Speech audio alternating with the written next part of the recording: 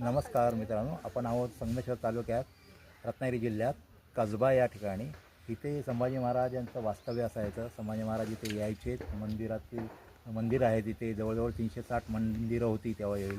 इथे एक प्रसिद्ध असं कर्णेश्वर मंदिर आहे, महाकाल मंदिर आहे. त्या 360 मंदिरापैकी ही फक्त आता 3-4च मंदिरं तुम्हाला पडली जळलेली दिसतील.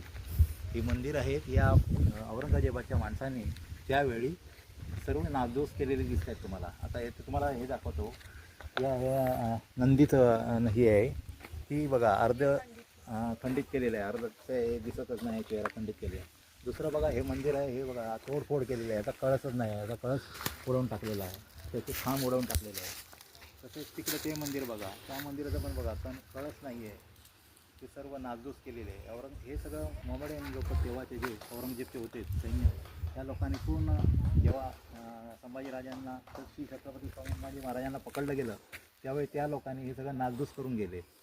आपली मंदिरच ठेवली नाहीत किंवा कळस ठेवले नाहीत मंदिराचे, किंवा नंदीच्या मंदिरासमोर असणारे, शंकराच्या मंदिरासमोर असणारे नंदी, त्यांना हे करून टाकलेलं आहे, त्याची नासधूस केलेली आहे.